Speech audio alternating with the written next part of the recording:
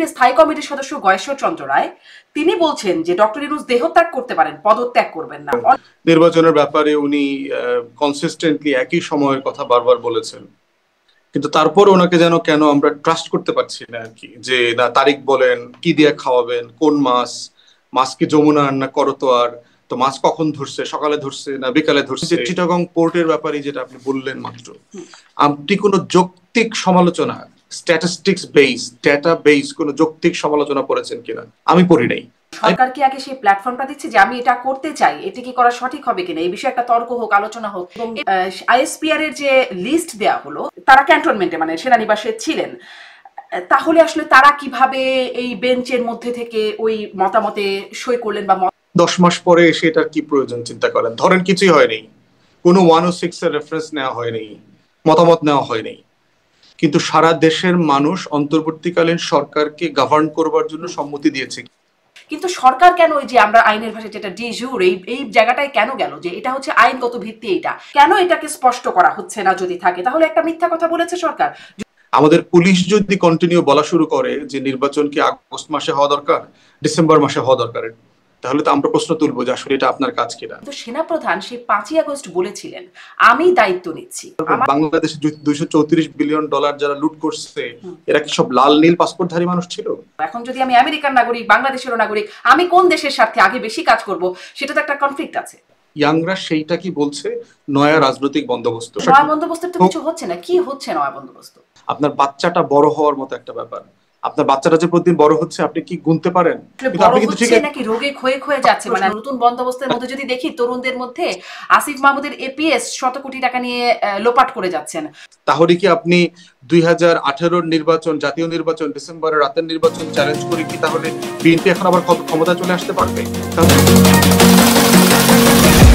প্রশ্ন হবে লাগামহীন। জানতে চাই, জানাতে চাই এই সময়ের পালস অফ পলিটিক্স। পদত্যাগের কথা ভাবছেন ডক্টর ইউনূস। এনসিপি প্রধান এবং সাবেক উপদেষ্টা নাহিদ ইসলামের এমন বক্তব্যে শুরু হলো তুমুল আলোড়ন, শোরগোল। কেউ বললেন নাটক, কেউ বললেন মান অভিমান। শোরগোলের প্রেক্ষিতে দেখা গেল উপদেষ্টা পরিষদের অনির্ধারিত বৈঠক, রাজনৈতিক দলগুলোর সাথে বৈঠক, প্রধান উপদেষ্টা, প্রধান বিচারপতির বৈঠক, এমন বৈঠকের সমাহার। উপদেষ্টা পরিষদের বিবৃতিতে সেই আওয়ামী লীগ আমলের মতোই উল্লেখ করা হলো পরাজিত শক্তির ইন্ধন এবং বিদেশি ষড়যন্ত্রের কথা। প্রধান উপদেষ্টার প্রেস সচিব বললেন, আওয়ামী লীগকে নিষিদ্ধ করার সাথে সাথে দেশের ভেতরেও বাইরে তৈরি হয়েছে আরো একটা যুদ্ধ পরিস্থিতি।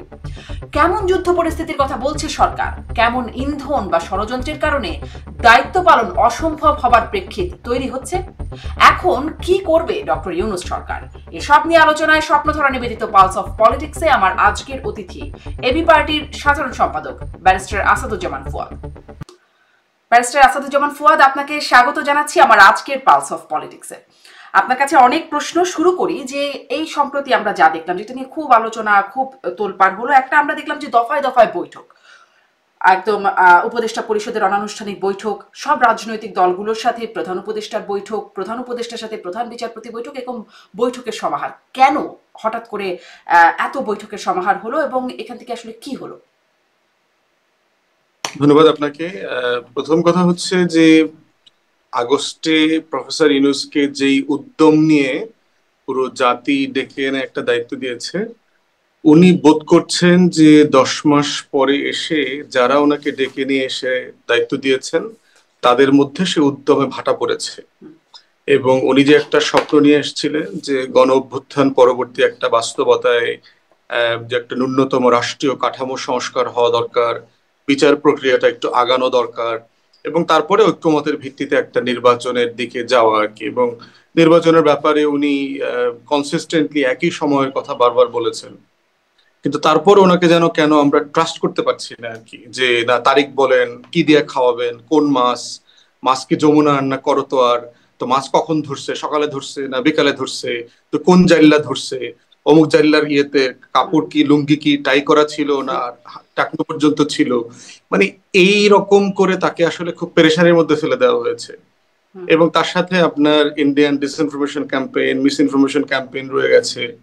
তো সবকিছু মিলে ওনার বয়স, ওনার বাস্তবতা এবং ওনার যে সেন্স অফ ডিগনিটি, এইটা আমরা যারা লম্বা সময় পশ্চিমে থেকেছি, আপনি এখন আছেন, আমরা এই মর্যাদা বোধটা জানি আর কি, যে প্রয়োজনে আমার দরকার কি, মানে ওনার সিভিতে তো আসলে গণপ্রজাতন্ত্রী বাংলাদেশ সরকারের সাবেক প্রধান উপদেষ্টা এটা লিখিত আসলে কোনো চাকরির আবেদন করতে হবে না, উনি তো ওইটার উপরে চলে গেছেন, ঊর্ধ্বে চলে গেছেন। তো সেই বাস্তবতায় উনি যে স্বপ্নটা নিয়ে আসছিলেন যে একটা হিস্টোরিক এই বাস্তবতা তো কারোরই থাকে না। ধরেন সাবেক প্রধানমন্ত্রী শেখ হাসিনা, তার আগে প্রধানমন্ত্রী বেগম খালেদা জিয়া, কারোরই তো আসলে সিভিতে লিখে কাউকে দেখানোর দরকার নেই যে সাবেক প্রধানমন্ত্রী। আমি দেখছিলাম বিএনপি স্থায়ী কমিটির সদস্য গয়েশ্বর চন্দ্র রায়, তিনি বলছেন যে ডক্টর ইউনূস দেহত্যাগ করতে পারেন, পদত্যাগ করবেন না। অনেকেই এটাকে নাটক বলেছেন, অনেকেই বলছেন মান অভিমান। তারেক রহমানও বলেছেন যে দেশবাসী মানে জনগণ করুণার পাত্র নয়, মান অভিমান বা রাগ বিরাগের সুযোগ নাই এখানে। আপনি এটাকে কিভাবে দেখেন? দেখেন, এর আগেও তো ওনার 111 এর সময় কেয়ারটেকারের প্রধান হবার সুযোগ এসেছিল, এটা আমরাও জানি, গোয়েন্দা সংস্থার তরফ থেকে ওনাকে রিপিটেডলি বলা হয়েছে এবং উনি নিজের ইন্টারভিউতে উনি বলেছেন দায়িত্ব নেন নাই। যারাও বোধ করছেন যে উনি পদত্যাগ করেন না, গ্রামীণের অনেকগুলো প্রতিষ্ঠান থেকে কিন্তু উনি সরে দাঁড়িয়েছেন। ওই প্রতিষ্ঠানগুলো কিন্তু সেলফ গভর্ন, তাদের যে নিজস্ব নীতিমালা আছে, বোর্ড অফ ডাইরেক্টরস আছে। উনি একটা সম্মানিত মানুষ হিসাবে বিভিন্ন বোর্ডের প্রোগ্রামে যান টান অ্যাটেন্ড করেন, কিন্তু অপারেশনাল ম্যানেজমেন্টে কিন্তু উনি আসলে কোনো রোল প্লে করেন না। এটা আমি ইন্টারনালি জেনেছি আর কি, যে একটা প্রতিষ্ঠান উনি দাঁড় করেছেন, বহু সময় ধরে এটাকে কষ্ট করে লালন পালন করেছেন। সিভিতে লাগে কেন? যেমন ধরেন এখন যিনি জাতিসংঘের মহাসচিব, তিনি হচ্ছেন পর্তুগালের প্রধানমন্ত্রী ছিলেন। তারপরে দেখেন বাং কি মুন, এর আগে জাতিসংঘের মহাসচিব ছিলেন, তিনি দক্ষিণ কোরিয়ার পররাষ্ট্রমন্ত্রী ছিলেন। এই পদগুলো দিয়ে আপনি রাষ্ট্রীয় প্রোটোকল দিয়ে পরবর্তীতে কিন্তু ইন্টারন্যাশনাল যে প্রতিষ্ঠান আছে সেখানে আপনি চাইলে বিভিন্ন জায়গাতে যেতে পারবেন। যেমন দেখবেন এখন অস্ট্রেলিয়ার সাবেক প্রধানমন্ত্রী হচ্ছে জাতিসংঘের অ্যাম্বাসেডর, ওয়াশিংটনে অ্যাম্বাসেডর। তো এইগুলো হয় কি, যে আপনার প্রফেসর ইউনূসের এই বাস্তবতাটা এখন আর নাই, যে উনি এটা থেকে 85 বছর বয়সে একটা মানুষ এই ধরনের খোয়াব নিয়ে ঘুমাইতে যান না। তো এই জন্য ওনাকে অবিশ্বাস করবার মতো কোনো জায়গা আমি দেখতে পাচ্ছি না। প্লাস হচ্ছে একটা মর্যাদারও প্রশ্ন, যে এই বয়সে উনি এমন একটা মানে মিথ্যা কথার দায় নিয়ে যাবেন কবরে, যে উনি কথা দিয়েছিলেন উনি জুনের মধ্যে নির্বাচন করবেন, কিন্তু উনি কথা রাখেন নাই। তাহলে আপনি কি মনে করছেন যে আসলে বিএনপির এই নির্বাচনের দাবি বা চাপের কারণে এইরকম একটা বাস্তবতা তৈরি হলো, এটা একটা অন্যতম কারণ? দেখেন, রাজনৈতিক দল আকারে মানে নির্বাচন দাবি করার মধ্যে কোনো সমস্যা দেখছি না, কিন্তু প্রশ্ন হচ্ছে যে শুধু রাজনৈতিক দলই তো না, দলের বাইরেও রাষ্ট্রের বিভিন্ন গুরুত্বপূর্ণ স্টেক হোল্ডাররা, সিভিল মিলিটারি ব্যুরোক্রেসির সিনিয়র জায়গা থেকে যখন তাকে পারসিস্টেন্টলি অসহযোগিতা করা হচ্ছে, সরকারের বক্তব্যের সাথে যখন দ্বিমত করা হচ্ছে পাবলিক প্লেসে, তখন তো সার্টেনলি তিনি ফিল করছেন যে এটা আমার সম্মানের জন্য যায় না। প্লাস হচ্ছে যে আমার কি দরকার, তো আমার থাকাটার কি ঠাকা পড়ছে, মানে আমার এই প্রোটোকল দিয়ে তো আমি কিছু অ্যাচিভ করতে চাই না, বরং ওনার অলরেডি গুরুত্বপূর্ণ প্রোটোকল আছে। তো সেখানে উনি এই ফ্রাস্ট্রেশনটা ভেন্টিলেট করেছেন, যে আমি তো দায়িত্ব ছেড়ে দিই, যারা আছে তারা নতুন করে দায়িত্ব নেই। তো এই ইন্টেনশনটা আমার কাছে মনে হয়েছে ইটস এ কাইন্ড অফ তার ফ্রাস্ট্রেশন। আচ্ছা, গুরুত্বপূর্ণ স্টেক হোল্ডার বলতে আপনি মানে কি কাকে বোঝাচ্ছেন? গুরুত্বপূর্ণ ধরেন এই যে দেখেন সিভিল ব্যুরোক্রেসিতে আপনার এখন আন্দোলন চলছে, এবং খুবই ন্যায্য একটা আইন করেছে, কিন্তু যে সংশোধনী অধ্যাদেশটা করেছে সেটার মধ্য দিয়ে যেটা করছে যে আসলে সার্ভিসকে রেগুলেট করা, যে আমাদের সরকারি কর্মকর্তা কর্মচারীদের দেখবেন একটা অ্যাটিটিউড আছে যে একবার তো চাকরিতে ঢুকেছে, আজরাইল না আসা পর্যন্ত কোনো রিটায়ারমেন্ট নাই, মানে মরার আগ পর্যন্ত তার আর চাকরি যাবে না, সে সাসপেন্ডেড হবে না, তার কোনো ক্ষতি হবে না। তো সেখানে যে চারটা প্রভিশন আমি সাসপেন্ড তো হয়, সাময়িক বরখাস্ত তো হয়, ওএসডি করে ডিসমিসালে যায় না, অলমোস্ট ওএসডি করে আপনাকে কালচার, কিন্তু যেতে তো বাধা নেই, প্রভিশন তো আছে, অনেকের তো যায় না, কিন্তু বাধা হলো খুব জটিলতা আছে। যেমন ধরেন আমি মাঝখানে একটা পুলিশের কর্মকর্তার অসদাচরণ নিয়ে একটু মানে জানতে চেষ্টা করেছি। দেখবেন যে পুলিশে যখন কোনো কিছু হয় তাকে একটা শব্দ বলে ক্লোজ করে নিয়ে আসছে, তাকে ক্লোজ করে দেখবেন রেঞ্জে অথবা হেডকোয়ার্টারে রাখে। তো তাকে কোনো মানে ইয়ে করে না কেন, কোনো শাস্তি দিচ্ছে না কেন? বলে শাস্তি দিতে হইলেও প্রোটোকল আছে, পিএসসি তে যাইতে হবে, ইনভেস্টিগেশন হবে, এইটা হবে সেইটা হবে, মানে আপনাকে এত বড় একটা তালিকা কলা ঝুলাই দিবে। তখন আপনি মনে করবেন যে আল্লাহ, এই কাজ করতে তো আমার 2 বছর এটার পিছনে খাটতে হবে, তো ঠিক আছে ক্লোজ করে রেখে দেই, ওএসডি করে রেখে দেই। তো এইটা হচ্ছে সরকারের নীতিমালার বাস্তবতা। এবং তারপরে যে ইউনিয়ন করার নামে কর্মকর্তা কর্মচারীরা প্রচুর সময় নষ্ট করেন, অফিস ঠিক মতো করেন না, উস্কানি দেন, দলীয় মিছিল মিটিং সচিবালয়ের মধ্যে এগুলো করেন। প্রত্যেকটা সরকারি অফিসে দেখবেন যে আপনার ব্যানার ট্যানার এমন ভাবে ফেস্টুলেশন ঝুলায় রাখছে, মনে হয় যে তখনকার সময়ের সবচেয়ে বড় দল সরকারি দলের ওখানে অফিসে পরিণত হয়েছে। হাসপাতালে যাবেন, কোর্টে যাবেন, দেখবেন সকল দলের ব্যানার ফেস্টুনে ভরা, অথচ দপ্তর কিন্তু সরকারি দপ্তর। তো সেগুলোর পরিবর্তন করবার জন্য কর্মকর্তা কর্মচারীদেরকে ডিসিপ্লিন করবার জন্য এই 4টা প্রভিশন যোগ করা হয়েছে। এবং এইটা করতে পারলে যেটা হবে যে সিস্টেমের ভিতরে একটা অ্যাকাউন্টেবিলিটি তৈরি হবে। যিনি সেবা গ্রহীতা তিনি কমপ্লেন করতে পারবেন যে এই অফিসে আমি অমুকের কাছে গিয়েছি এবং আমাকে সেবা দেওয়া হয়নি, অথচ দেখেন সেখানে একটা ইনডিসিপ্লিন সিচুয়েশন তৈরি করতেছে। টোটাল আপনার রাস্তাঘাটে আন্দোলনের নামে যে ক্যাওস তৈরি হয়েছে, ঢাকা সিটি কর্পোরেশনের দক্ষিণের মেয়রকে কেন্দ্র করে যে কোর্টের মামলার রায় ঢাকা শহর ব্লক করে দেওয়া, এবং এটা এটা করবার মধ্য দিয়ে যে একটা অস্থিরতা তৈরি হয়েছে শহরের ভিতরে, পুরো শহর শাটডাউন হয়ে গেছে। এরপরে হচ্ছে সেনাপ্রধানের বক্তব্য, অফিসারদেরকে যে অ্যাড্রেস করে উনি বক্তব্য দিয়েছেন। এখানে আসে সেনাপ্রধানের বক্তব্যের কথাটা বলার আগে একটু আপনি বলছিলেন যে একটা বিশাল প্রক্রিয়ার মধ্যে ক্লোজ করে রাখা হয়, ওই অনেক ঝামেলাপূর্ণ প্রক্রিয়া। একটা প্রক্রিয়ার মধ্যে তো যেতেই হবে, তাছাড়া তো আবার আরবিট্রারি স্বৈরাচারী একটা সিদ্ধান্ত চলে আসবে, মানে বলা মাত্র হয়ে যাচ্ছে, যেটি সরকারি চাকরিজীবীরা বলছেন। সেটি কি একটা ব্যাপার আছে না? কিন্তু আমি আসলে প্রশ্নটা অন্য জায়গায় করতে চাই। আমি করতে চাই যে আস্থার জায়গায় না গিয়ে এরকম সিদ্ধান্ত নিয়ে সরকার কেন আসলে মানে কেন এই সিদ্ধান্তগুলো নিচ্ছে? সরকারি চাকরিজীবীদের ক্ষেত্রে এই সিদ্ধান্তে আন্দোলনের মুখে পড়ছে, এনবিআর বিরক্তি করছে, সেখানে আন্দোলনের মুখে পড়ছে। মানে সরকার কি বুঝতে পারছে না যে আসলে ফিল্ডটা রেডি না? একটা বিষয় হচ্ছে যে সরকারের ম্যান্ডেটের একটা বড় জায়গাতে হচ্ছে সংস্কার, এবং প্রত্যেক দিন কাজ করতে গিয়ে তারা যে হোঁচট খাচ্ছে যে এই কাজগুলো এই কারণে হচ্ছে না, সেই জায়গাগুলোতে সংস্কার করবার উদ্যোগটা তারা গুড ফেইথে নিয়েছে। এছাড়া আমি আর কিছু দেখতে পাচ্ছি না। যেমন ধরেন এনবিআর, আপনি তর্ক করতে পারেন যে এনবিআর ভেঙে 2টা পজিশন করার মধ্য দিয়ে কি আসলে আমাদের কর বাড়বে কিনা, আমাদের এখানে করের কেন্দ্রিক যে দুর্নীতি আছে সেটা কমবে কিনা, কিন্তু এটা তো একটা সংস্কার। রাষ্ট্র তো এরকম সংস্কারের উদ্যোগ তাকে নিতে হবে। প্রশ্ন হচ্ছে যারা এই দুর্নীতিবাজ কর্মকর্তা কর্মচারীরা আছেন তারা একাট্টা হয়েছেন, এবং এখানে রাজনৈতিক দলের মদতও আছে। বিভিন্ন রাজনৈতিক দল এগুলোকে আবার সমর্থন করছেন। করে যেটা হয়েছে যে আপনার একটা সংস্কার পরিপন্থী অবস্থান নিয়েছেন। তর্কটা তো হওয়া দরকার যেটা আপনি বলছেন যে এইটার আইনের এটা সুফল কি কুফল কি, এটা বাস্তবায়নযোগ্য কিনা বাস্তবায়নের অযোগ্য কিনা, এটা সময় নেওয়া উচিত ছিল কিনা, 3 মাসের ট্রানজিশন দেওয়া উচিত ছিল কিনা, এর বিকল্প কোনো ভালো পন্থা আছে কিনা। মানে এই তর্কটা না হয়ে কালেকটিভলি মানি না, এটা হইতে দেয়া যাবে না, আগেরটাই ঠিক আছে। মানে এটা হচ্ছে যে চট্টগ্রাম বন্দরকে ঘিরে একটা সাম্রাজ্যবাদী শক্তি এইটা সেটা করবে টরবে, কিন্তু কি করবে? আপনার আপনার এই ডিপি ওয়ার্ল্ডকে দিলে রাষ্ট্রের কি কি অর্থনৈতিক ক্ষতি হবে, সেই টেকনিক্যাল সমালোচনাটা কিন্তু আপনি দেখবেন না, যেটা আমরা পশ্চিমে দেখেছি। আপনি যখন একটা পলিসিকে সমালোচনা করবেন, আপনি স্পেসিফিকলি এটাকে ব্রেকডাউন করতে হবে যে রাষ্ট্রের কি কি ক্ষতি আছে, এখানে নাগরিকদের কি কি ক্ষতি আছে, বিকল্পটা কি, কি করা উচিত কি করা উচিত না, টাইম ফ্রেমটা বাড়ানো উচিত কিনা, আমার টাকা আছে কিনা এটা করবার।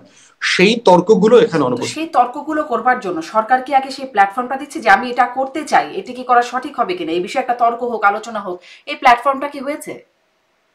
এটার ঘাটতি আপনি বলতে পারেন যে এই বিষয়ে যে আমরা একটা সংশোধনী প্রস্তাবনা করছি, আমরা তর্কের জন্য দিচ্ছি, মতামতের জন্য দিচ্ছি, আগামী 1 সপ্তাহ 2 সপ্তাহ, এটার পরে হচ্ছে এরপরে আমরা ফাইনাল ডিসিশন নিব। এই কাজটা হয় না, এটা সত্য। এবং এটা না হওয়ার কারণে যেটা হয়েছে, রিয়াকশনটা বেশি হয়েছে। এবং এটা তর্কটা হয়ে যেতে পারলে যেটা হতো যে আপনার সরকারের পক্ষেও মতামত তৈরি হইতো যে হ্যাঁ এটা ন্যায্যতা কতটুকু। আবার একটা ভালো আইন করলে বাস্তবায়ন কিভাবে করবে, আদৌ হবে কিনা, কে করবে, এগুলো ফিউচার পার্লামেন্ট রাটিফাই করবে কিনা, এই সংকটও এখানে রয়ে গেছে। তো এই সবকিছু মিলে ওনার ভিতরে এই ফ্রাস্ট্রেশনটা কাজ করছে যে আমাকে যে কারণে এনে বসানো হয়েছে তার কোনো কাজই তো আমি করতে পারছি না। সো হোয়াটস দ্য পয়েন্ট এখানে থাকার? জি, সে আমি আসলে এই প্রশ্ন করছিলাম যে কাজ করার জন্য ফিল্ড রেডি কিনা, সেটি সরকার বুঝতে পারছে কিনা। এবং ম্যান্ডেটের যে কথাটি আপনি বলছিলেন, ম্যান্ডেটের বিষয়ে কদিন ধরে খুব আলোচিত হলো যে এভরিথিং বা সবকিছু করবার ম্যান্ডেট এই সরকারের আছে। প্রেস সচিবের সেই বক্তব্য, যদি সেই সুপ্রিম কোর্টের 106-এর আদলে যেই মানে সংবিধানের 106-এর আদলে যে মতামত বা রেফারেন্স, সেটি পত্রিকায় যে অংশটুকু দেখেছি তাতে দেখেছি সরকারের জরুরি নির্বাহী কার্য সম্পাদনের ম্যান্ডেট আছে, বা এই প্রয়োজনে এই সরকার এবং অন্তর্বর্তী সরকারের উপদেষ্টারা দায়িত্ব নিতে পারেন, সেভাবেই আসলে শপথ পড়ানো বা পরবর্তীতে হয়েছে।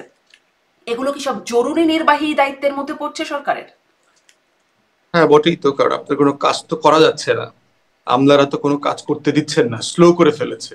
যেই গতিতে কাজগুলো করা দরকার প্রতিদিন সেটা বাধার সম্মুখীন হচ্ছে। ধরুন এই যে মানবিক করিডোর দিতে হবে বা চিটাগং পোর্ট দিতে হবে, এগুলো কি আসলে জরুরি নির্বাহী কাজ? আমরা যেমন আমি একটু আরেকটু যা বুঝি একটু বলি আপনাকে, যেমন যখন তত্ত্বাবধায়ক সরকারের আলোচনা হতো আমরা সেই নির্বাহী কাজ বলতে বুঝতাম রুটিন ওয়ার্ক, এই শব্দটা আমরা শুনতাম এবং বুঝতাম যে ডে টু ডে যে কাজগুলো আছে সেগুলো করবে। এখন আসলে জরুরি নির্বাহী কাজ কি সেই রুটিন ওয়ার্কের বাইরে কিছু? একটা বিষয় হলো মনে রাখতে হবে, এই সরকারটা কিন্তু গণ অভ্যুত্থান পরবর্তী গঠিত হওয়া সরকার। আপনি এটাকে টেকনিক্যালি 90 দিনের নির্বাচনকালী সরকারের সাথে তুলনা করা যাবে না। অতএব সেই জায়গাতে মাথায় রাখতে হবে যে ম্যান্ডেটের পরিধিটা অনেক বড়, কিন্তু সেই ম্যান্ডেটটা কনসেনসাস বেস হওয়া দরকার। মেজর গুরুত্বপূর্ণ বিষয়গুলোতে আপনার একটা একমত থাকার একটা জরুরি বিষয় আছে।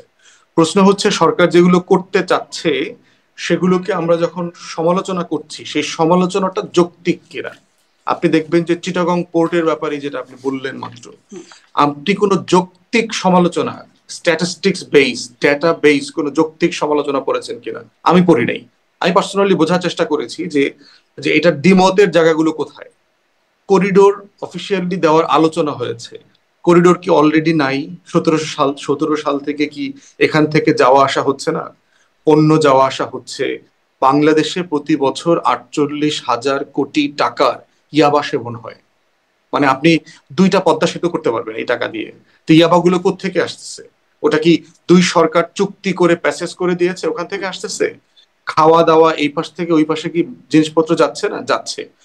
তারা যেটা চাচ্ছে যে দুর্নীতি বন্ধ করবার জন্য আপনার এটাকে ওপেন ট্রান্সপারেন্ট করে দেওয়া দরকার, যে আপনার আমার দেশ থেকে ওষুধ নেওয়া দরকার, ট্রিটমেন্ট সামগ্রী নেওয়া দরকার, খাদ্যবস্ত্র নেওয়া দরকার, আপনি বৈধভাবে নেন, তাহলে বৈধভাবে সরকার ট্যাক্স পাবে এবং অবৈধ অস্ত্র লেনদেন বন্ধ হবে, মাদক কারবারি বন্ধ হবে। এই স্বচ্ছ প্রক্রিয়াটাতে তারা মানবিক করতে চাচ্ছে।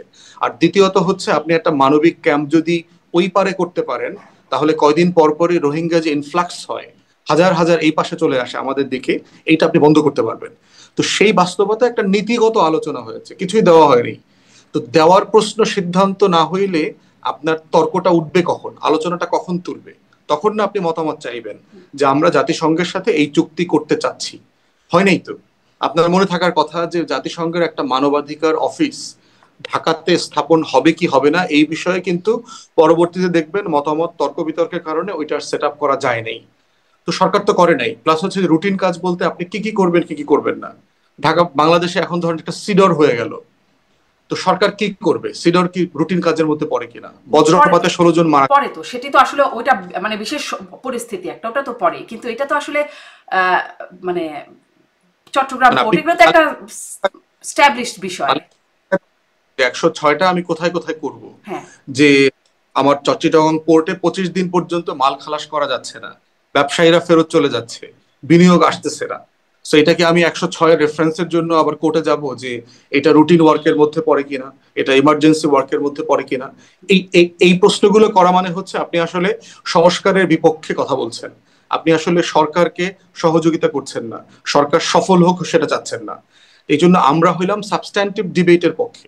যে আমি পার্সোনালি বোধ করি যে এটার বিপক্ষের আর্গুমেন্টটা আমি শুনতে চাই, আমাকে তর্কে হারায়া দেখ না, তোমার সিদ্ধান্ত রং, তোমরা দালালি করতেছো, তোমরা আমেরিকার চর হইছো, তোমরা সাম্রাজ্যবাদের অমুক সমুক। এই দেখবেন গালির ধরনটা হচ্ছে এই ধরনের। কিন্তু আমি ওইটা জিজ্ঞাসা করছিলাম যে সেই তর্কের প্ল্যাটফর্মটা তৈরি হয়েছে কিনা, তর্কের পরে একটা তর্কের পরের ম্যান্ডেট পাওয়া যায়, আচ্ছা ঠিক আছে এই পক্ষ তর্কে জয়ী হয়েছে অতএব এটা করব, এরকম একটা ফিল্ড রেডি না করেই কাজ করার ফলে সব জায়গা থেকে এই অসহযোগিতা এবং চাপের মুখে সরকার পড়ছে কিনা। আমি একটু ওই রেফারেন্সের জায়গাটাকে আরেকটু আপনার কাছ থেকে জানতে চাই, কারণ এটা নিয়ে অনেকগুলো প্রশ্ন আছে। দেখলাম যে মানে তখন পত্রিকায় খবরগুলো যেগুলো পড়ছিলাম যে 7 বিচারপতির বেঞ্চ, আপিল বিভাগের 7 বিচারপতি অন্তর্বর্তী সরকারের গঠনের পক্ষে মতামত দিয়েছেন, কিন্তু পরবর্তীতে একজন আইনজীবী সেই রাষ্ট্রপতির রেফারেন্সের নথি দেখতে চেয়ে হাইকোর্টের রিট করলেন। আইনজীবী জানালেন যে তিনি রিটের মানে তিনি আসলে কোনো নথি দেখতে পান নাই, এবং এরকম অনেক আইনজীবী বলছেন আওয়ামী লীগের পক্ষ থেকেও একটা ক্যাম্পেইন দেখা যাচ্ছে যে এরকম কোনো নথি আসলে নাই এইরকম। এবং এবং আইএসপিআর এর যে লিস্ট দেয়া হলো 626 জন কারা ছিলেন 5ই আগস্ট এবং তার পরবর্তী কয়েকদিন, সেখানেও দেখা গেল প্রধান বিচারপতি মানে সাবেক প্রধান বিচারপতি এবং বিচারপতি দুজন অন্তত তারা ক্যান্টনমেন্টে মানে সেনানিবাসে ছিলেন। তাহলে আসলে তারা কিভাবে এই বেঞ্চের মধ্যে থেকে ওই মতামতে সই করলেন বা মতামত দিলেন, এই প্রশ্নগুলো তোলা হচ্ছে এবং বলা হচ্ছে আসলে এটা এই বিষয়টি কোনো নথি আসলে নাই। এই বিষয়ে আপনি আসলে কি বলবেন? ধরেন হাসিনা পদত্যাগ করেছে কিনা এই বিষয়ে তো নথির তর্ক আমরা দেখলাম ওটা আগস্ট ইররেলেভেন্ট, সেপ্টেম্বর প্রয়োজনই ছিল না, তাই না? 10 মাস পরে এসে এটার কি প্রয়োজন চিন্তা করেন। ধরেন কিছুই হয়নি, কোনো 106 এর রেফারেন্স নেওয়া হয়নি, মতামত নেওয়া হয়নি, কিন্তু সারা দেশের মানুষ অন্তর্বর্তীকালীন সরকারকে গভর্ন করবার জন্য সম্মতি দিয়েছে। রাস্তায় রাস্তায় কোটি কোটি অবশ্যই। মানুষ জেলায় উপজেলায় প্রতিবাদ করছে কিনা যে এই সরকারের শাসন ব্যাপারে আমাদের সম্মতি নাই, এটা করছে না। সো বাই ডিফল্ট এই সম্মতিটা কায়েম হয়ে আছে, প্রতিষ্ঠিত হয়ে আছে। অতএব এই তর্কটা আমাকে আপনাকে 10 মাস পরে আসলে কোথাও নেবে না। না ইটস অ্যান না, একাডেমিক আমি আসলে এই তর্কটা এখানে করতে চাই, কারণ এটা একটা ডিফ্যাক্ট কথা বলছেন, যে এটা ফ্যাক্ট এটাই যে এই সরকার দায়িত্ব পেয়েছে, এই সরকার দায়িত্ব পালন করছে। কিন্তু সরকার কেন ওই যে আমরা আইনের ভাষায় যেটা ডিজুর এই জায়গাটায় কেন গেল, যে এটা হচ্ছে আইনগত ভিত্তি, এটা বলার প্রয়োজন কেন হলো? আপনি কেন বলছেন ধরুন এটা নাই, কেন এটাকে স্পষ্ট করা হচ্ছে না? যদি থাকে তাহলে একটা মিথ্যা কথা বলেছে সরকার, যদি সত্যি কথা বলে কেন সেটা বলছে না, কেন এই ডিবেটটাকে জায়গা দিচ্ছে? না, এটা মিথ্যা কথা বলবার তো কোনো কারণ দেখি না। তখন আপনার কোর্টে উপস্থিত যারা আইনজীবী ছিলেন, আমি ছিলাম না, কিন্তু সেই শুনানিতে উপস্থিত আইনজীবীরা পর্যন্ত আমাকে বলেছে যে এখানে এরকম একটা শুনানি হয়েছে এবং সেই মতামত নেওয়া হয়েছে, এবং সেই মতামতটা পরবর্তীতে লিখিত রায় আকারে দেওয়া হয়েছে কি হয় না সেটা আমি আমি ডিটেলস বলতে পারছি না, আমার জানা নাই। কিন্তু এটা এটা ফ্যাকচুয়ালি তো একটা কিছু ঘটেছে এখানে, এবং না ঘটলে এই প্রসেসটা ফলো করতো না। আমার কাছে মনে হয়েছে যে এই নথিটার ব্যাপারে একটা স্বচ্ছ জবাব দেওয়া দরকার যদি প্রশ্ন কারণ এসে কোনো থাকে। আইনজীবীকে আমি শুনি নাই এই নথিটা দেখেছেন। একজন রিটও করেছিলেন, সেটাও আমি একটা মানে দেখছিলাম যে তিনি বলছেন আমি চেয়েছি এটি, কিন্তু কেউ আমাকে সুপ্রিম কোর্টের রেজিস্ট্রার বা কোনো পক্ষ থেকেই এটি আসলে পাওয়া যায় না এই নথিটা। হ্যাঁ, সেটা আমিও আমিও চাইবো, যেহেতু একটা প্রশ্ন এসছে, রিটেন জাজমেন্টটা অথবা যে কোনো ওপিনিয়নের যে একটা কপি সেটা পাবলিক করে দেওয়া দরকার, যে কিসের ভিত্তিতে 106 যদি এটা না থেকে থাকে। আমিও বাট আজকে খবর নিব, যে আপনি বলবার কারণ আমি এটা মাথায় নিয়ে নিই, এর আগে আমি এটা মাথায় নিব। জি, অনেক ধন্যবাদ। সেটা আমারও জানবার আগ্রহ থাকবে কেন এটি নিয়ে এত একটা বিতর্ক তোলার জায়গা আছে। আমি একটু এটা এবার আসি, যে আপনি ওই যে বলছিলেন যে সেনাপ্রধানের বক্তব্যের প্রসঙ্গেও বলছিলেন যে বিভিন্ন স্টেক হোল্ডাররা যারা আসলে সরকারের দায়িত্বে, আপনি ওই বিষয়টা একটু ব্যাখ্যা করবেন যে ও সেই সেনাপ্রধানের বক্তব্যের কারণেও কি আসলে চাপ এর মুখে সরকার পড়লো?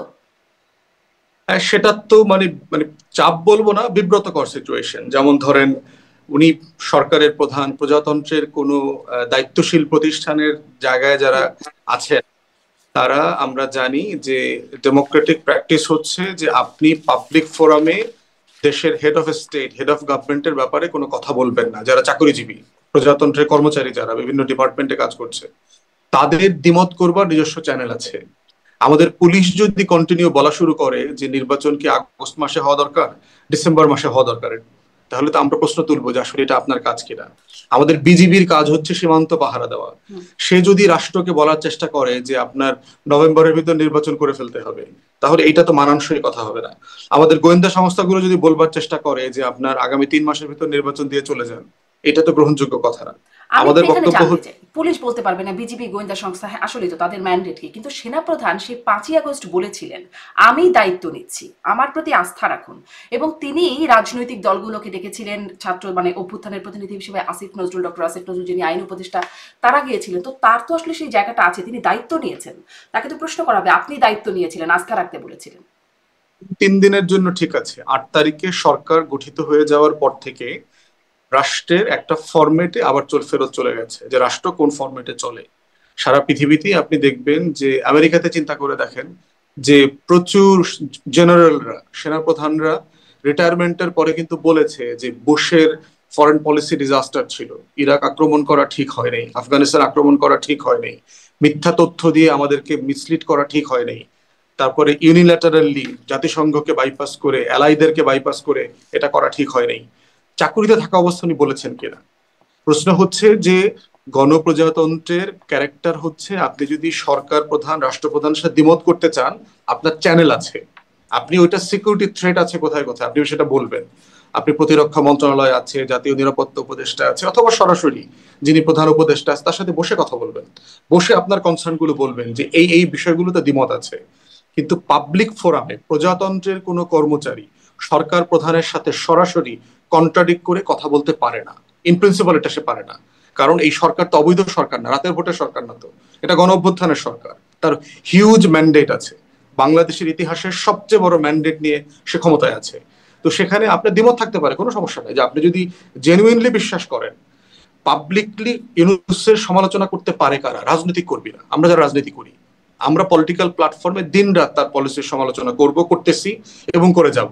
জনগণ সাপেক্ষে, রাষ্ট্র সাপেক্ষে, সিভিল সোসাইটি পারে, গণমাধ্যম পারে, কিন্তু প্রজাতন্ত্রের কর্মচারীরা কোনো দায়িত্বশীল পদে থেকে এই কথা বলতে পারে না। এবং তাও হচ্ছে আপনার এই হাজার হাজার আর্ম ফোর্সেসের অফিসারদের সামনে। It's a kind of incitement সরকারের বিরুদ্ধে, এটা তারা করতে পারে না। অথবা আমাদের বক্তব্য হচ্ছে, আপনি এই প্রশ্ন আপনার কনসার্ন থাকলে আপনি সরকার প্রধানের সাথে কথা বলেন, কিন্তু আপনি সরকারের বিরুদ্ধে একেবারে পলিসি পজিশনের এগেইনস্টে কথা বলা, তাও পাবলিক ফোরাম। কথা বলার পরেই তো আসলে এই কাজটা হলো, কারণ তার আগে আমরা শুনেছি যে প্রধান উপদেষ্টা জি আগের দিন অথবা 2 দিন আগে হয়তো মিটিং হয়েছে। তো আমাদের কথা হচ্ছে যে আমি ব্যক্তিগতভাবে কোনো ফোর্সের এগেইনস্টে অথবা কোনো বাহিনী, রাষ্ট্রীয় কোনো আমলাতন্ত্রের বিপক্ষে না। আমার কথা হচ্ছে আমি রাষ্ট্রকে পেশাদারিত্বের জায়গায় দেখতে চাই। আমার রাষ্ট্রের প্রত্যেকটা প্রতিষ্ঠান প্রফেশনালি কাজ করবে, ফাংশন করবে, সেটা আমার সিভিল ব্যুরোক্রেসি হোক, মিলিটারি ব্যুরোক্রেসি হোক, আমার ল এনফোর্সমেন্ট এজেন্সি হোক, আমার ইন্টেলিজেন্স সার্ভিসেস হোক, প্রত্যেকটা জায়গায় তার একটা পেশাদারিত্ব থাকতে হবে, যে এই পেশাদারিত্বটা ভেঙে গেছে। অতএব এই ভাঙা জিনিসটাকে কন্টিনিউ না করে পেশাদারিত্বের জায়গায় ফিরে আসা দরকার। এবং সরকারের সাথে যেখানে যেখানে ইস্যুজ আছে আপনি বলেন। আপনি জানেন যে হোয়াইট হাউসে প্রেসিডেন্টের 7 o'clock 8 o'clock ব্রিফিং থাকে। যখন সিরিয়াস কনসার্ন থাকে, CIA chief, FBI chief, national security ইন্টেলিজেন্সের চিফ গিয়ে 7 o'clock 8 o'clock ব্রিফ করে প্রেসিডেন্টকে সারা দুনিয়ার, যে আমেরিকার সিকিউরিটি, ন্যাশনাল সিকিউরিটি সাপেক্ষে আজকের কি কি ইস্যুজ আছে যেটা আপনাকে মাথায় নিতে হবে। তাহলে আপনার তো চ্যানেল আছে, সারা দুনিয়াতেই এই চ্যানেলগুলো আছে, কিন্তু আপনার সিআই এর প্রধান, এফবিআই এর প্রধান কি আপনার তার পেন্টাগন থেকে সরকারের বিরুদ্ধে কথা বলবে? স্টেট ডিপার্টমেন্ট থেকে সরকারের বিরুদ্ধে কথা বলবে? অবশ্যই বলবে না। রাষ্ট্রপ্রধানের বিরুদ্ধে তো অবশ্যই কথা বলবে না।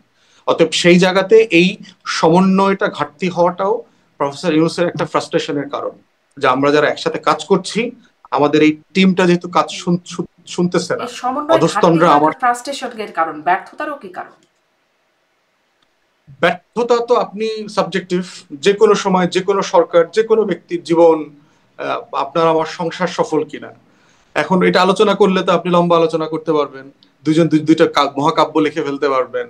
এখন প্রশ্ন হচ্ছে, এইটা তো একটা সাবজেক্টিভ ডিসকাশন। কোনো সরকারই কখনো বলতে পারবে না যে শতভাগ সফল। সফলতা তো একটা মেজরিটি ম্যাট্রিক্স আছে, মেজর কাজগুলোর উপর ভিত্তি করে করবেন। কিন্তু প্রশ্ন হচ্ছে প্রসেস ফলো করা দরকার, যেন রাষ্ট্র বিব্রত না হয়, নাগরিকদের ভিতরে এখানে এই বিষয়গুলোর কারণেই আমি দেখছিলাম আল জাজিরা, এক্সপ্লেইনার এবং নিউ ইয়র্ক টাইমস, দুটো অন্তত আন্তর্জাতিক পত্রিকা, তারা বলছে, গণমাধ্যম তারা বলছে, আল জাজিরা, এক্সপ্লেইনার বলছেন ইউনূস সরকারের প্রশাসনে অচল অবস্থা চলছে, অন্তর্বর্তী প্রশাসন এবং সেনাবাহিনীর মধ্যে ঠান্ডা যুদ্ধ, স্নায়ু যুদ্ধ, এই শব্দগুলো ব্যবহার করছে। এই টানাপোড়েন এখন নেতৃত্বের, ডক্টর ইউনূসের নেতৃত্বের ভবিষ্যৎকে হুমকির মুখে ফেলেছে, এরকম একটা পর্যবেক্ষণ তারা যাচ্ছে। এবং নিউ ইয়র্ক টাইম বলছে রাজনৈতিক অস্থিতিশীলতার কথা, এবং বলছেন এই অস্থিতিশীলতাকে স্থিতিশীল করা প্রায় অসম্ভব, এরকম একটা মানে পর্যবেক্ষণ দিচ্ছে। আপনি কি বলবেন, বিষয়টা কি আসলে এরকমই? তাহলে বিষয় কিছু টেনশন তো আছে, এটা তো সেনাপ্রধানের বক্তব্যের কারণে তো টেনশনটা প্রচ্ছন্ন হয়ে গেছে। এবং উনি তো এর আগেও বলেছেন যে প্রফেসর ইউনূসকে চিফ অ্যাডভাইজার করবার ব্যাপারে ওনার রিলাক্টেন্স ছিল, বুকে চাপা কষ্ট পাথর দিয়ে উনি এটা মেনে নিয়েছেন। তো সেই জায়গাতে তো এটা অবশ্যই সিরিয়াস কনসার্ন। কিন্তু আমাদের বক্তব্য হচ্ছে যে প্রফেসর ইউনূসের সরকার হচ্ছে গণ অভ্যুত্থানের সরকার, 1400 শহীদের সরকার, এবং সেই সরকারকে সাপোর্ট করা প্রজাতন্ত্রের প্রত্যেকটা ফোর্স, প্রত্যেকটা ডিপার্টমেন্টের নৈতিক দায়িত্ব যতদিন পর্যন্ত আছে। এবং সে এরকম না যে সে দেশ বিক্রি করে দেওয়ার কোনো কাজ করছে, সে দেশের স্বার্থহানিকর কোনো কাজ করছে, বরং এখন পর্যন্ত আমরা যতটুকু দেখেছি বাংলাদেশকে নেক্সট ফেজে নিয়ে যাওয়া, উন্নত করবার জন্য যা যা করণীয় দরকার সেগুলো সে করছে। তাহলে আমি তাকে কেন সহযোগিতা করবো না? আবার তিনি কি অথরিটারিয়ান হয়ে যাচ্ছেন? তা তো না। এত মিছিল মিটিং তো আমি আমার এই আওয়ামী আমলে দেখি নাই। প্রত্যেক দিন শত শত মিছিল মিটিং হচ্ছে, এবং সব মিছিল মিটিং মোটা দাগে করতে দেওয়া হচ্ছে, খুব বেশি বাধা দেওয়া হচ্ছে। বাধা দিলেও হয়তো রাস্তা থেকে রাস্তা উপরে ফুটপাতে উঠায় দেওয়া হচ্ছে, অথবা লাঠিচার্জ করা হচ্ছে, মিথ্যা মামলা করা হচ্ছে, ধরপাকড় করা হচ্ছে, কিছুই করা হচ্ছে না। সর্বোচ্চ স্বাধীনতা ভোগ করতেছে দেশের মানুষ এখন। তো সেই জায়গাতে আপনাদের কনসার্ন কি, ইস্যু কি? এখানে একমাত্র ইন্টারেস্ট হচ্ছে ইন্ডিয়ার এবং আওয়ামী লীগের। এই সরকারকে ফেল করলে যার লাভ হবে। অতএব ইন্ডিয়ান ডিসকোর্স যখন ইন্ডিয়ান মিডিয়ার গণমাধ্যমের বক্তব্য ভাষ্য আমরা যখন আমাদের প্রতিষ্ঠানের কর্তা ব্যক্তিদের মুখ থেকে শুনি ইউনূস সরকারকে বিপক্ষে, গণ অভ্যুত্থানের বিপক্ষে, তখন তো এটা অবশ্যই আমাদের জন্য ফ্রাস্ট্রেটিং যে আসলে আপনারা কি চাচ্ছেন। আপনারা কি ইন্ডিয়ান হেজিমনি ফিরিয়ে নিয়ে চাচ্ছেন? আপনারা কি আওয়ামী লীগের পুনর্বাসন চাচ্ছেন কোনো না কোনো ইন্ডিয়ান ফর্মে? বক্তব্য, কিন্তু একই কথা তো বিএনপিও বলছে। সেটাই তো বলছে, এজন্য আমাদের তো জনিত ফ্রাস্ট্রেটিং যে আমরা যখন চিটাগং করিডোর নিয়ে কথা বলবো, পোর্ট নিয়ে কথা বলবো, সেটা আমার টার্মসে কথা বলবো, আমি ইন্ডিয়ান ভাষায় কথা বলবো না। কারণ আপনি যখন ইন্ডিয়ার সাথে শব্দে, বাক্যে, ভাষায় এবং একই সময়ে কথা বলবেন 24 ঘন্টার ব্যবধানে, তখন আমার মধ্যে একটা সন্দেহ তৈরি হবে। কনসার্ন যদি বিএনপির সত্যি থেকে থাকে, ইন্ডিয়া যদি এই বিষয়ে বলে, এখন বিএনপি কি করবে? মানে না, বিএনপির প্রশ্ন হচ্ছে কনসার্ন থাকতেই পারে, তাই না? মানবিক করিডোর দেয়া হবে না, বা নির্বাচন তারা চাইতেই পারে। আপনি বলছিলেন বিএনপি রাজনৈতিক দল হিসেবে চাইতেই পারে, এগুলো তো মানে বিএনপি চাইতেই পারে। এখন ইন্ডিয়াও যদি এই কথা বলে, বিএনপি কি করবে? এখন প্রশ্ন হচ্ছে যে ডক্টর খলিলুর রহমান দ্বৈত নাগরিক এবং বাংলাদেশের সশস্ত্র বাহিনী কোনো বিদেশি নাগরিকের সাথে কাজ করতে আস্থা পাচ্ছে না। এখন এই কথাটা আমি কখন বলবো, অথবা আমার দলের লোকজন আদৌ বলা উচিত কিনা, তো ন্যাশনাল সিকিউরিটির কোয়েশ্চেন। এটা কি আপনি প্রাইভেটলি প্রফেসর ইউনূসের সাথে তুলবেন, না আপনি পাবলিক ফোরামে ওনাকে আন্ডারমাইন করে তুলবেন? যেহেতু এখানে রাষ্ট্রের নিরাপত্তার সাথে জড়িত, আমি এই ধরনের প্রশ্ন প্রাইভেট ফোরামে তুলবো। এটাই হচ্ছে যে ওয়েস্টের পলিটিক্সের যে পার্থক্য, যেটা আমরা দেখেছি, যে আপনি ন্যাশনাল সিকিউরিটিকে আপনার স্বার্থের জন্য কম্প্রোমাইজ করবেন না। Serious question. এই বিষয়ে অবশ্য আমি আমার সম্প্রতি একটা প্রোগ্রামে, এই পালস অফ পলিটিক্সের ফোরামে, সাংবাদিক চন্দন নন্দীর সাথে কথা বলছিলাম। এই ভারতীয় সাংবাদিক, যিনি আসলে দাবি করছেন যে তিনি আমেরিকান নাগরিক বলে বিভিন্ন জায়গায় দাবি করেছেন, তাকে জিজ্ঞাসা করেছিলাম এটির কোনো প্রমাণ আছে কিনা যে তিনি আমেরিকান নাগরিক। তিনি বলেন যে তার কাছে এখন পর্যন্ত এটির কোনো প্রমাণ নাই যে তিনি আমেরিকান নাগরিক। অতএব এই বিষয়ে বলাটা কতটা যৌক্তিক, সেই প্রশ্ন আমিও আসলে তুলেছিলাম। তাহলে আসলে আরেকটু এখানে আসি যে আপনি বিএনপির এই প্রক্রিয়ার আপনি কি এখানে কিছু যোগ করবেন? বেস্ট অফ ওয়াল বলছি যে আমেরিকান নাগরিক হইলে সমস্যাটা কোথায়? বাংলাদেশেরও তো নাগরিক। প্রশ্ন হচ্ছে বাংলাদেশের আইন তো দ্বৈত নাগরিকত্ব এলাও করে, আমাদের আইনে বলে দেওয়া আছে। কিন্তু মন্ত্রী পদমর্যাদায় কাউকে কি এলাও করে না তো? মানে এই আইন যেগুলো আছে সেগুলো বাতিল করে দেওয়া দরকার। বাতিল তো হয় নাই, হইলে একটা কথা ছিল, এখন তো আছে বাতিল মানে আইন, তাও তো আইন মানতে হয়। এখন তো রেগুলার গভর্নমেন্ট নাই। প্রশ্ন হচ্ছে যে আপনি রেগুলার গভর্নমেন্টের মধ্যে, আমি মনে করি যে আইনগুলো অন্যায্য। আমরা চাই একটা রিভার্স ব্রেইন ড্রেন। আমাদের সারা দুনিয়াতে যে লক্ষ লক্ষ জেনুইন এক্সপার্টরা আছেন, ইউনিভার্সিটির টিচার, সায়েন্টিস্ট, ডক্টর, ইঞ্জিনিয়ার, তাদেরকে তো কোনো না কোনো ফর্মে আপনাকে দেশে আসবার জন্য উদ্বুদ্ধ করতে হবে।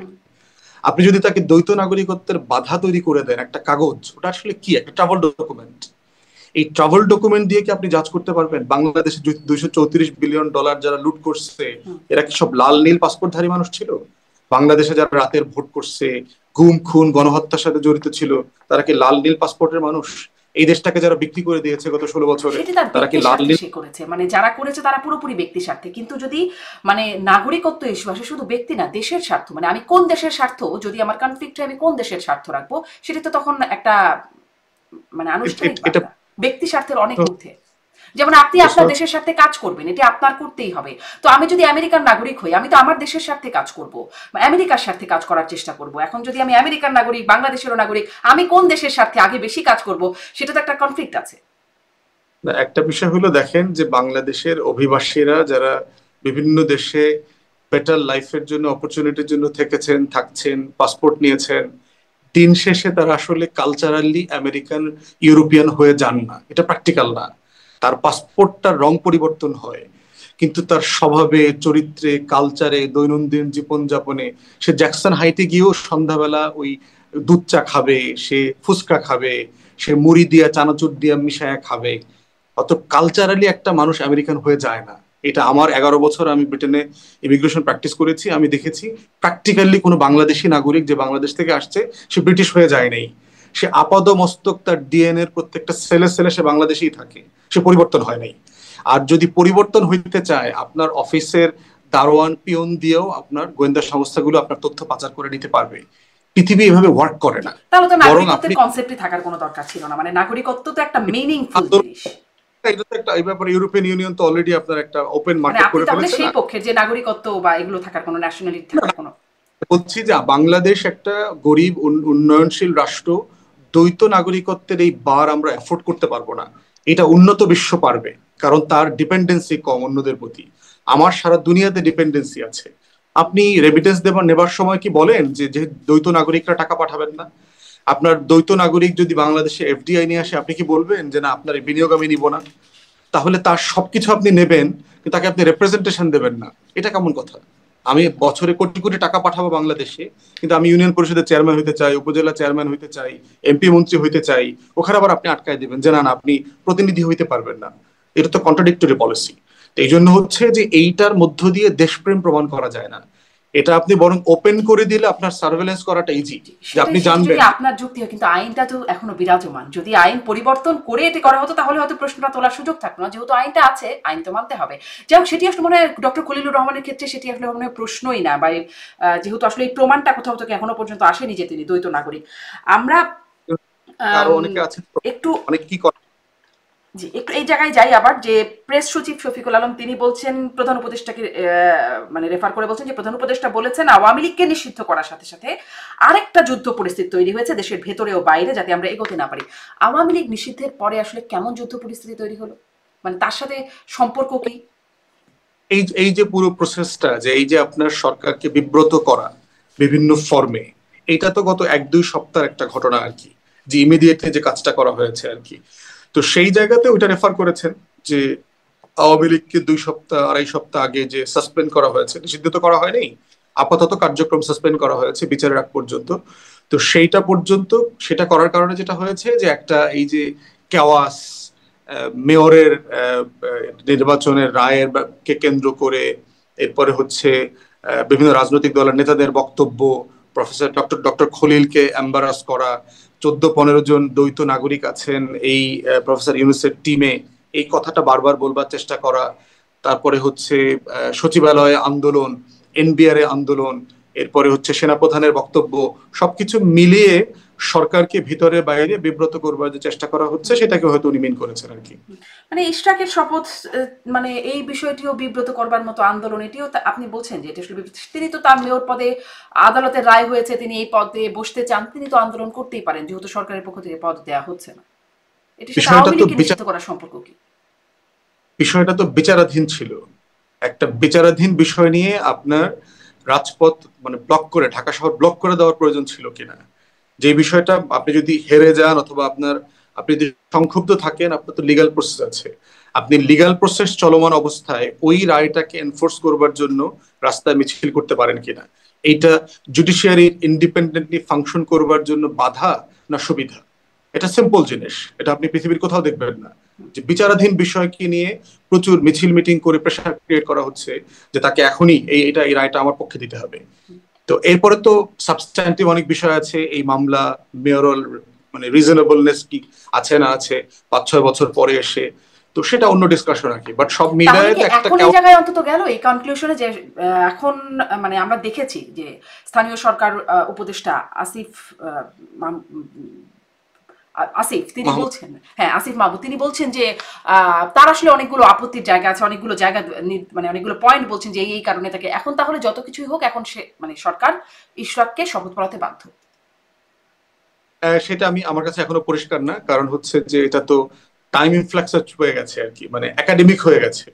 যেমন ধরেন আপনার একটা কলা পাওনা ছিল, ধরেন একটা আম আম পাওনা ছিল 2014 সালে, ওইটা নিয়ে আমরা মামলা করলাম, মামলা করতে করতে 2025 সাল হয়ে গেছে। এখন আপনি ওই আম বাগানের আমগুলো পাওনাদার বলে আপনি হইলেন, এখন আমি আমগুলো কই পাবো? 2014 সালের আম তো আমার কাছে নাই, ওগুলো তো আমি ইদার বেচা ফেলছি নইলে খাইয়া ফেলছি। এখন এটা আমি আপনাকে ফেরত কিভাবে দিব? মানে এটার তো একটা টার্ম আছে আপনার 2018 থেকে বাকি আছে এখনো না, টার্মে তো টেকনিক্যালি চলে গেছে টার্মটা। প্লাস হচ্ছে যে একই টার্মে কয়জন মেয়র হইতে পারবে, মানে এটা করে আসলে আমার কাছে মনে হচ্ছে বরং আমি ইশরাককে তো আমি অনেক পছন্দ করি, আমি ইশরাকের ব্যাপারে বলেছিলাম অ্যাটলিস্ট তাকে প্রশাসক করে দেওয়া যেতে পারে। কারণ মেয়র করার, আপনি ইলেকশনটা তো অবৈধ বলেছেন, ইলেকশনটাকে তো আপনি পরে রিজেক্ট করেছেন, ডিক্লাইন করেছেন। একই যাত্রায় দুই ফল, চট্টগ্রামের মেয়র হয়ে গেলেন শাহাদাত হোসেন। এটাই মানে টেকনিক্যালি তো এটা তো মানে কন্ট্রাডিক্টরি পজিশন, যে আমি একটা নির্বাচনকে অবৈধ বলছি, অন্যায্য বলছি, এখানে প্রচুর ফ্রড হয়েছে বলছি, কিন্তু আবার সেই নির্বাচনে কিভাবে জিতে আসলাম? তাহলে কি আপনি 2018 নির্বাচন, জাতীয় নির্বাচন, ডিসেম্বরের রাতের নির্বাচন চ্যালেঞ্জ করে কি তাহলে বিএনপি এখন আবার ক্ষমতা চলে আসতে পারবে? তাহলে তো নির্বাচন দরকার নেই, সংসদ আবার বসে যাক। বিএনপি যারা যারা এমপি ছিলেন, নির্বাচনে দাঁড়িয়েছিলেন, তাদেরকে দিয়ে আবার সংসদ গঠিত হোক।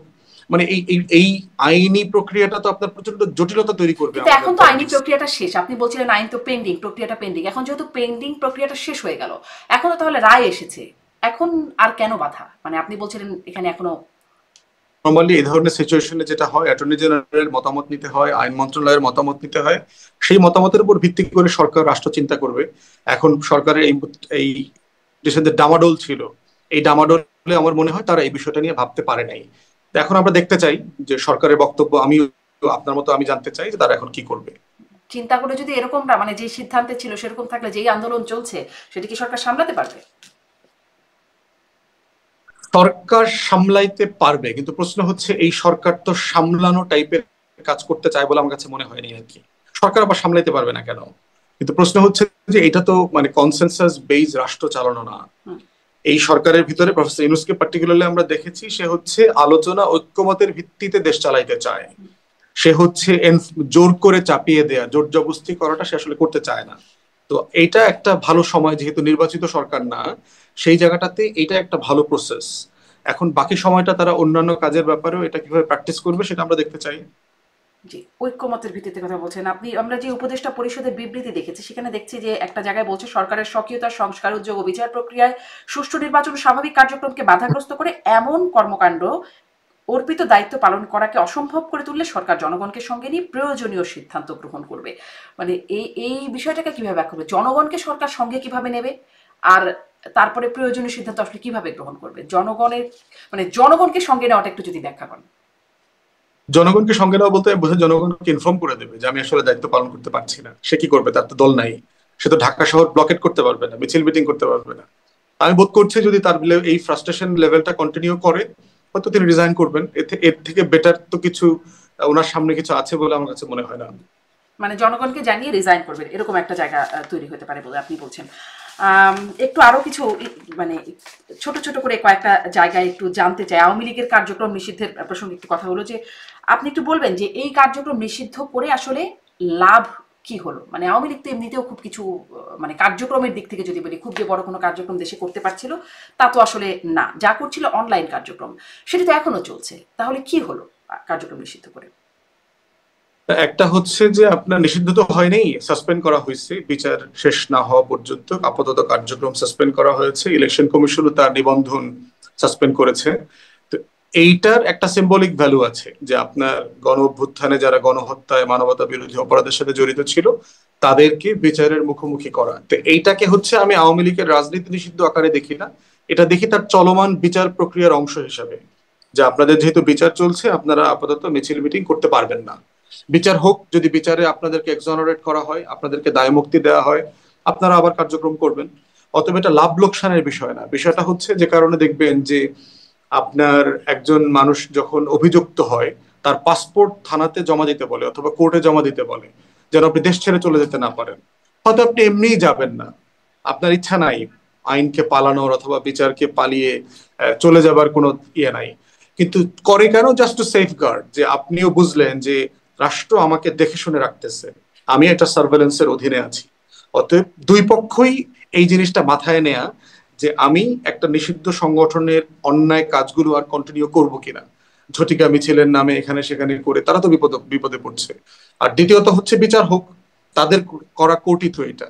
তো বিচার করার ভিতরে তারা বিচার প্রক্রিয়া নিয়ে প্রশ্ন তুলুক, যদি যদি তারা মনে করে যে এখানে ন্যায্য বিচার হচ্ছে না, দেশে বিদেশে এই বিচার নিয়ে কথা বলবার সুযোগ তাদের আছে। জি,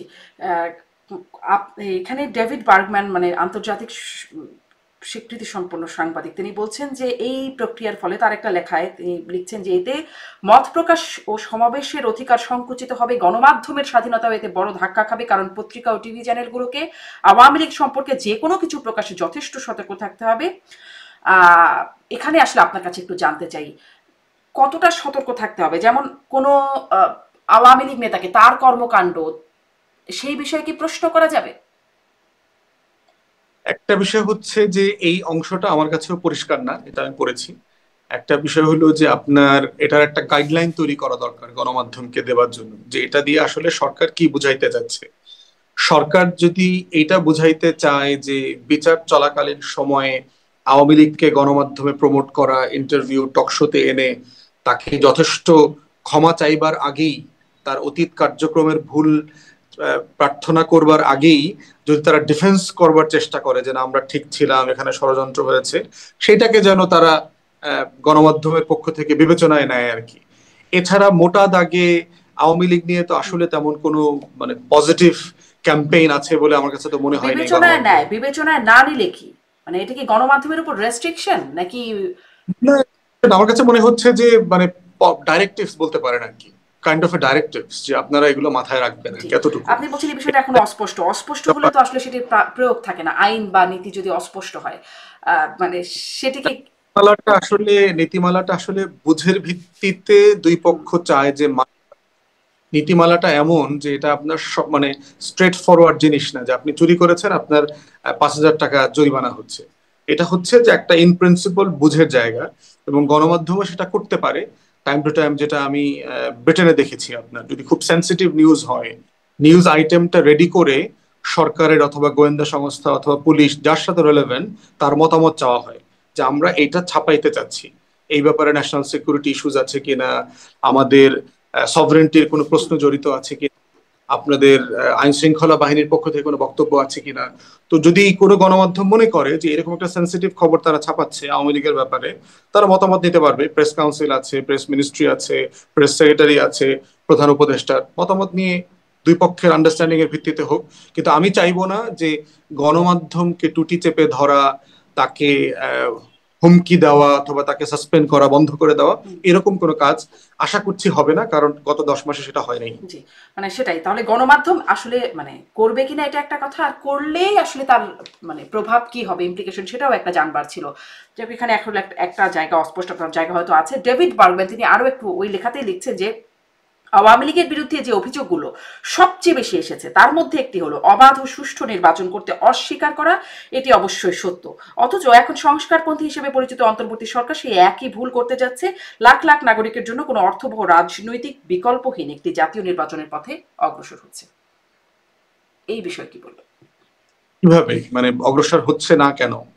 মানে আমরা দেখতেছি যে নির্বাচনের তো একটা পরিচ্ছন্ন সময় বলে দেওয়া আছে যে ডিসেম্বর থেকে জুনের মধ্যে নির্বাচন করবে। নির্বাচন কমিশনকে বলে দেওয়া আছে ডিসেম্বরের প্রস্তুতি নিয়ে আপনারা কাজ করেন। সকল আর্ম ফোর্সেস থেকে শুরু করে law enforcement agency, intelligence agency, সবাইকে বলে দেওয়া আছে যে ডিসেম্বরকে সামনে রেখে নির্বাচনের প্রস্তুতি নিতে, বাজেট দিতে বলা হয়েছে। ভোটার হালনাগাদ কাজ চলছে। মানে এটা এটা কোথায় আটকে আছে কোথায়? মানে ডেভিড বার্গম্যান বলছেন অর্থবহ রাজনৈতিক বিকল্পহীন একটি জাতীয় নির্বাচন। বিকল্পহীন, যেমন 24-এর নির্বাচনে দেখেছি বিকল্পহীন সব আমি আর ডামি আসলে ছিল। আওয়ামী লীগ বনাম আওয়ামী লীগ বা জাতীয় পার্টির আওয়ামী লীগ বা অন্য দলের আওয়ামী লীগ, এরভাবে করে হয়েছে নির্বাচনটা। হয়তো বা সেরকম কিছু, মানে অর্থবহ রাজনৈতিক বিকল্পহীন বলতে আপনি ধরেন বাংলাদেশে যেহেতু একটা দ্বিদলীয় রাজনৈতিক কালচার ছিল, এবং আওয়ামী লীগ যেহেতু রাজনীতিতে নাই, এবং ধারণা করছি নির্বাচনেও সে খুব মিনিংফুল পার্টিসিপেশন করতে পারবে না, তাহলে দিন শেষে কি হবে? বিএনপি এত বড় দল, বিএনপির পরে আপনি 10 পর্যন্ত গুনবার মতো আর কোনো দল নাই। বিএনপি ছাড়া সকল দল মিলেও 100 আসনে কম্পিট করতে পারবে বলে আমি ধারণা করছি না। তাহলে বিএনপির একটা সম্ভাবনা আছে আপনি 250 থেকে শুরু করে 270-80 পর্যন্ত সিট গার্নার করে নেওয়া।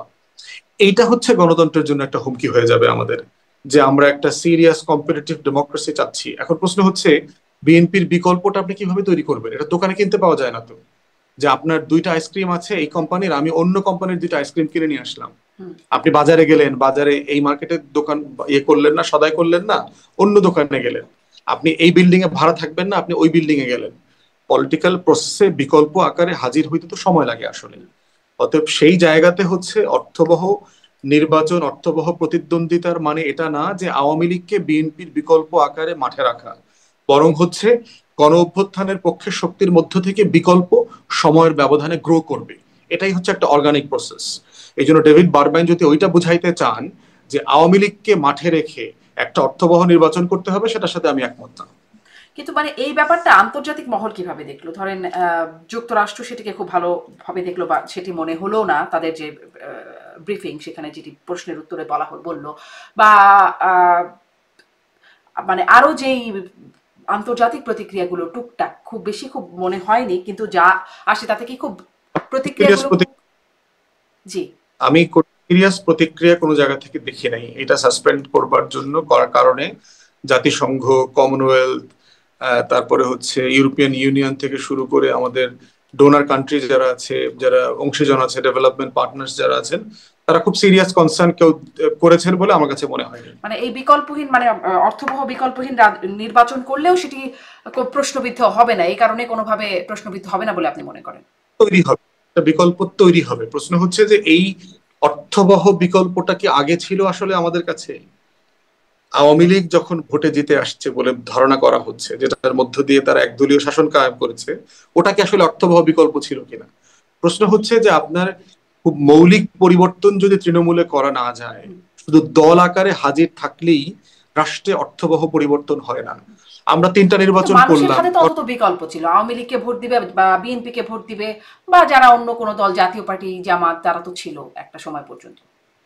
মানে এটা এটা হলো এরকম একটা তর্কের ব্যাপার যে আপনি কি হাতির ঝিলের ময়লা পানি খাবেন না বাসার সামনের ড্রেন থেকে পানি দেবো। মানে অবস্থাটা হচ্ছে রাষ্ট্রের কাছে আর কখনোই এখন আপনাকে জনগণের, হাতির ঝিলেরই ময়লা পানি খেতে হবে, বাসার এখন হচ্ছে আমার খেতে পারবেন না। এখন অপশন হচ্ছে যে আমাকে এখন ওয়াসার পানি খুঁজতে হবে। সমাধান এইটা না যে আমি এখন সুয়ারেজের পানি এনে মানুষকে খাওয়াবো। আমাদের ক্যাম্পেইনটা হচ্ছে যে বাংলাদেশে এখন ওয়াসার পানির সংকট আছে, এই পলিটিক্সটা আমার দরকার। ইয়াংরা সেইটা কি বলছে, নয়া রাজনৈতিক বন্দোবস্ত, এবং সেটা একটা অর্গানিক প্রসেসের মধ্য দিয়ে হইতে হবে, এর কোনো বিকল্প নাই। কিন্তু এই নয়া বন্দোবস্ত তো আবার এটাও বলছে যে নয়া বন্দোবস্ত করতে গেলে জামানত 85% বাজেয়াপ্ত হয়ে যাবে। হোক, হ্যাঁ, সমস্যা নয়া কি? বন্দোবস্তের তো হোক। কিছু হচ্ছে না, কি হচ্ছে নয়া বন্দোবস্ত?